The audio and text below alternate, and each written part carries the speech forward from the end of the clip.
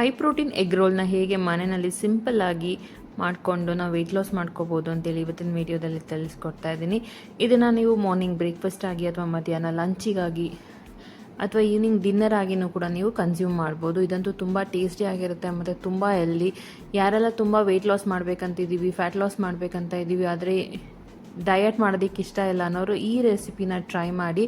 ಇದನ್ನು ನೀವು ಹೆಲ್ದಿಯಾಗಿ ಹೊಟ್ಟೆ ತುಂಬ ತಿಂದ್ಕೊಂಡು ವೆಯ್ಟ್ ಲಾಸ್ ಮಾಡ್ಕೋಬೋದು ಮತ್ತು ತುಂಬ ಟೇಸ್ಟಿ ಆಗಿರುತ್ತೆ ಮತ್ತು ತುಂಬ ಹೆಲ್ದಿಯಾಗಿರುತ್ತೆ. ಇದರಲ್ಲಿ ನಿಮಗೆ ಕಾರ್ಬ್ಸ್ ಇನ್ಕ್ಲೂಡ್ ಆಗಿರುತ್ತೆ, ಪ್ರೋಟೀನ್ ಇರುತ್ತೆ ಮತ್ತು ಫೈಬರ್ ಇರುತ್ತೆ. ಇದನ್ನು ಹೇಗೆ ಮಾಡ್ಕೊಳ್ಳೋದು ಅಂತೇಳಿ ಇವತ್ತಿನ ವಿಡಿಯೋದಲ್ಲಿ ನಾನು ನಿಮಗೆ ಸಿಂಪಲ್ಲಾಗಿ ತಿಳಿಸ್ಕೊಡ್ತಾ ಇದ್ದೀನಿ. ಈ ರೆಸಿಪಿನ ಟ್ರೈ ಮಾಡಿ. ಹಾಗೆ ನಿಮಗೆ ತಿಂಗಳಲ್ಲಿ 5ರಿಂದ 6 kg ಈಸಿಯಾಗಿ ನೀವು ಲಾಸ್ ಮಾಡ್ಕೋಬೋದು.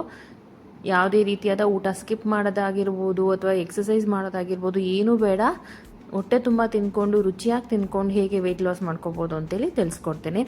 ಇದನ್ನು ನೀವು ಮಾರ್ನಿಂಗ್ ಬ್ರೇಕ್ಫಾಸ್ಟ್ಗೆ ಮಾಡ್ಕೋಬೋದು ಅಥವಾ ಮಧ್ಯಾಹ್ನ ಲಂಚಿಗೂ ಕೂಡ ಮಾಡ್ಕೋಬೋದು ಅಥವಾ ಈವ್ನಿಂಗ್ ನೀವು ಡಿನ್ನರ್ಗೂ ಕೂಡ ಮಾಡ್ಕೋಬೋದು. ಅಷ್ಟು ಸಿಂಪಲ್ ಆಗಿರುತ್ತೆ, ತುಂಬ ಈಸಿ ಆಗಿರುತ್ತೆ. ಯಾವುದೇ ಸಾಸ್ ಬೇಡ, ಯಾವುದೇ ಮೈದಾ ಬೇಡ, ಏನೂ ಬೇಡ. ಮನೆಯಲ್ಲಿರುವಂಥ ಸಿಂಪಲ್ ಇಂಗ್ರೀಡಿಯೆಂಟ್ಸ್ನ ಇಟ್ಕೊಂಡು ಹೇಗೆ ನಾವು ಹೈ ಪ್ರೋಟೀನ್ ಎಗ್ ರೋಲ್ ಮಾಡ್ಕೊಳ್ಬೋದು ಅಂತೇಳಿ ತಿಳಿಸ್ಕೊಡ್ತಾ ಇದ್ದೀನಿ. ಮೊದಲಿಗೆ ನಾನಲ್ಲಿ ಸೌತೆಕಾಯಿ ಆಗಿರ್ಬೋದು, ಕ್ಯಾರೆಟ್ ಮತ್ತು ಈರುಳ್ಳಿನ ಈ ರೀತಿಯಾಗಿ ಕಟ್ ಮಾಡಿ ಇಟ್ಕೊಂಡಿದ್ದೀನಿ. ಸೌತೆಕಾಯಿ ಮತ್ತು ಕ್ಯಾರೆಟ್ನ ನಾನು ಪೀಲರಲ್ಲಿ ಈ ರೀತಿಯಾಗಿ ನೂಡಲ್ಸ್ ಥರ ಪೀಲ್ ಮಾಡ್ಕೊಂಡಿದ್ದೀನಿ. ಈ ಪ್ರಾಡಕ್ಟು ಲಿಂಕ್ ಯಾರಿಗಾದರೂ ಬೇಕಿದ್ದರೆ ನಾನು ಲಿಂಕ್ ಅಂತ ಹೇಳಿ ಕಮೆಂಟ್ ಮಾಡಿದ್ರೆ ನಾನು ನಿಮಗೆ ಶೇರ್ ಮಾಡ್ತೀನಿ.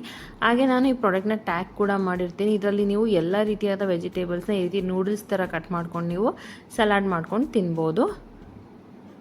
ಮೊದಲಿಗೆ ಒಂದು ಪ್ಯಾನ್ನ ಬಿಸಿಗೆ ಇಟ್ಕೋಬೇಕು. ಪ್ಯಾನ್ ಚೆನ್ನಾಗಿ ಬಿಸಿ ಆದಮೇಲೆ ನಾನಿಲ್ಲಿ 2 ಮೊಟ್ಟೆನ ಹಾಕ್ಕೊಳ್ತಾ ಇದ್ದೀನಿ. ನೀವು ಬೇಕಿದ್ದರೆ 2ರಿಂದ 3 ಮೊಟ್ಟೆ ಕೂಡ ಹಾಕ್ಕೊಳ್ಬೋದು.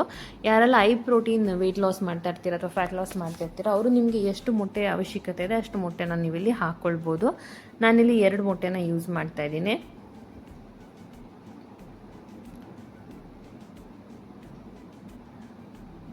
ಇದಂತೂ ತುಂಬ ಹೆಲ್ದಿಯಾಗಿರುತ್ತೆ, ತುಂಬ ಟೇಸ್ಟಿಯಾಗಿರುತ್ತೆ. ಒಂದ್ಸಲ ಟ್ರೈ ಮಾಡಿ. ನೀವು ಹೊರಗಡೆ ಏನು ಕಾಟಿ ರೋಲ್ಸ್ ಎಲ್ಲ ತಿಂತಿರಲ್ಲ ಅದಕ್ಕಿಂತ ತುಂಬ ಚೆನ್ನಾಗಿರುತ್ತೆ. ಅದು ಆಲ್ಮೋಸ್ಟ್ ಅನ್ಹೆಲ್ದಿ ಆಗಿರುತ್ತೆ ನಿಮಗೆ, ಅಂದರೆ ಮೈದಾ ಯೂಸ್ ಮಾಡಿರ್ತಾರೆ, ಆಯಿಲ್ ಜಾಸ್ತಿ ಹಾಕ್ತಾರೆ. ಬಟ್ ಇದರಲ್ಲಿ ನಾವು ಯಾವುದೇ ರೀತಿಯಾದ ಮೈದಾ ಯೂಸ್ ಮಾಡಲ್ಲ. ಮನೆಯಲ್ಲಿರುವಂಥ ಗೋಧಿ ಹಿಟ್ಟಿಂದನೇ ಹೇಗೆ ಮಾಡ್ಕೋಬೋದು, ಹೇಗೆ ರುಚಿಯಾಗಿರುತ್ತೆ ಅಂತೇಳಿ ನಾನು ನಿಮಗೆ ತಿಳಿಸ್ಕೊಡ್ತಾ ಇದ್ದೀನಿ. ಯಾವುದೇ ಸಾಸಸ್ ಇದಕ್ಕೆ ಬೇಕಾಗಿರೋಲ್ಲ. ಅಷ್ಟು ಸಿಂಪಲ್ ಆಗಿರುತ್ತೆ, ಅಷ್ಟು ಹೆಲ್ದಿಯಾಗಿರುತ್ತೆ ಮತ್ತು ತುಂಬ ಲೈಟ್ ಫೀಲ್ ಆಗುತ್ತೆ ನಾವು ಎಷ್ಟೇ ತಿಂದ್ರೂ. ಸೊ ಮೊಟ್ಟೆನೆಲ್ಲ ನೀಟಾಗಿ ಸ್ಪ್ರೆಡ್ ಮಾಡ್ಕೋಬೇಕಾಗತ್ತೆ. ಅದು ಚೆನ್ನಾಗಿ ಸ್ಪ್ರೆಡ್ ಆಗಿ ಸ್ವಲ್ಪ ಅದು ಕಲರ್ ಚೇಂಜ್ ಆಗಬೇಕಾದ್ರೆ ನಾವು ಮಾಡಿಟ್ಕೊಂಡಿರುವಂಥ ಚಪಾತಿನ ಇದ್ರ ಮೇಲೆ ಈ ರೀತಿಯಾಗಿ ಅದನ್ನು ಅಂಟಿಸ್ಬೇಕಾಗತ್ತೆ. ನಂತರ ನಾನಿಲ್ಲಿ ಸ್ವಲ್ಪ ತುಪ್ಪ ಹಾಕೋತಾ ಇದ್ದೀನಿ, ಯಾಕಂದರೆ ನಾವು ಹಾಕಿರುವಂಥ ಮೊಟ್ಟೆ ತವಾನ ನೀಟಾಗಿ ಬಿಡಬೇಕಾಗತ್ತೆ. ಸೊ ಅದರಿಂದ ಸ್ವಲ್ಪ ನಾನು ಇಲ್ಲಿ ತುಪ್ಪನ ಯೂಸ್ ಮಾಡ್ತಾ ಇದ್ದೀನಿ. ಸೊ ಎರಡನ್ನು ನೀಟಾಗಿ ಅಂಟಿಸ್ಕೊಂಡು ನಾವು ಈ ರೀತಿಯಾಗಿ ಎರಡೂ ಕಡೆ ಬೇಯಿಸ್ಕೊಳ್ಬೇಕಾಗತ್ತೆ. ಈಗ ಆಲ್ರೆಡಿ ಚಪಾತಿ ಬೆಂದಿರೋದ್ರಿಂದ ಮತ್ತೊಂದು ಸಲ ನೀಟಾಗಿ ಈ ರೀತಿ ಬಿಸಿ ಮಾಡ್ಕೋಬೇಕು. ನಂತರ ನಾನಿಲ್ಲಿ ಸ್ವಲ್ಪ ಉಪ್ಪು ಮತ್ತು ಕೆಂಪು ಮೆಣಸಿನ್ಕಾಯಿ ಪುಡಿನ ಮಿಕ್ಸ್ ಮಾಡಿ ಇಟ್ಕೊಂಡಿದ್ದೆ, ಅದನ್ನು ನಾನಿಲ್ಲಿ ರುಚಿಗೆ ಹಾಕೋತಾ ಇದ್ದೀನಿ. ಇದು ನಿಮಗೆ ಒಂಥರ ಡಿಫ್ರೆಂಟ್ ಟೇಸ್ಟನ್ನ ಕೊಡುತ್ತೆ. ಬೇಕಿದ್ರೆ ನೀವು ಚಟ್ನಿ ಪುಡಿ ಕೂಡ ಹಾಕ್ಕೊಳ್ಬೋದು. ಇಲ್ಲಿ ಕಡಲೆಕಾಯಿ ಚಟ್ನಿ ಪುಡಿ ಅಥವಾ ಪ್ರೋಟೀನ್ ರಿಚಿರುವಂಥ ಯಾವುದಾದ್ರೂ ಅಗಸೆ ಬೀಜದ ಚಟ್ನಿ ಪುಡಿ ಅದನ್ನೆಲ್ಲ ನೀವು ಇಲ್ಲಿ ಯೂಸ್ ಮಾಡಿದ್ರೆ ತುಂಬ ಟೇಸ್ಟಿಯಾಗಿರುತ್ತೆ. ಒಂದ್ಸಲ ಟ್ರೈ ಮಾಡಿ ಬೇಕಿದ್ರೆ.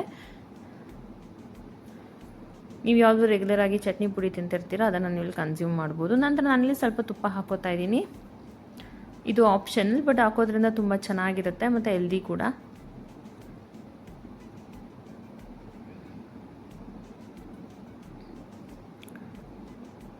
ಸೊ ಇವಾಗ ಇದನ್ನು ಒಂದ್ಸಲ ಸ್ವಲ್ಪ ಬೇಯಿಸ್ಕೊಂಡ್ರೆ ನಮಗೆ ಚಪಾತಿ ರೋಲ್ ರೆಡಿಯಾಗಿರುತ್ತೆ. ಇದಕ್ಕೆ ಯಾವ ರೀತಿ ಸ್ಟಫ್ ಮಾಡಬೇಕು, ಯಾವ ರೀತಿ ಕನ್ಸ್ಯೂಮ್ ಮಾಡಬೇಕಂತೇಳಿ ನಾನು ನಿಮಗೆ ತಿಳಿಸ್ಕೊಡ್ತೀನಿ. ಇವಾಗ ಇದು ರೆಡಿಯಾಗಿದೆ. ಇದನ್ನು ನಾವು ಪ್ಲೇಟಿಗೆ ಟ್ರಾನ್ಸ್ಫರ್ ಮಾಡ್ಕೋಬೇಕು.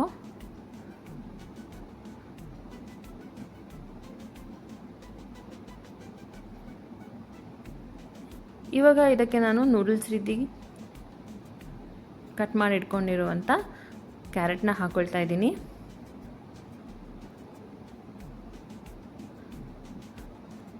ಹಾಗೆ ಕಟ್ ಮಾಡಿ ಇಟ್ಕೊಂಡಿರುವಂಥ ಈರುಳ್ಳಿನ ಹಾಕ್ಕೊಳ್ತಾ ಇದ್ದೀನಿ. ಇದಕ್ಕೆ ನೀವು ಬೇಕಿದ್ರೆ ಕ್ಯಾಬೇಜ್ ಕೂಡ ಕಟ್ ಮಾಡಿ ಇಟ್ಕೊಂಡು ಹಾಕ್ಕೊಳ್ಬೋದು. ನೀವು ಬೇಕಿದ್ರೆ ಇದಕ್ಕೆ ಸ್ವಲ್ಪ ಚಿಕನ್ ಕೂಡ ಹಾಕ್ಕೋಬೋದು.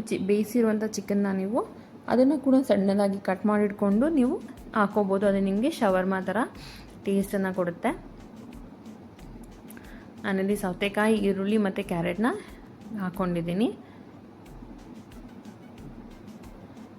ಇವಾಗ ಇದನ್ನು ನೀಟಾಗಿ ರೋಲ್ ಮಾಡಿಕೊಂಡ್ರೆ ರುಚಿಯಾದ ವೆಯ್ಟ್ ಲಾಸ್ ಮಾಡಿಕೊಳ್ಳುವಂಥ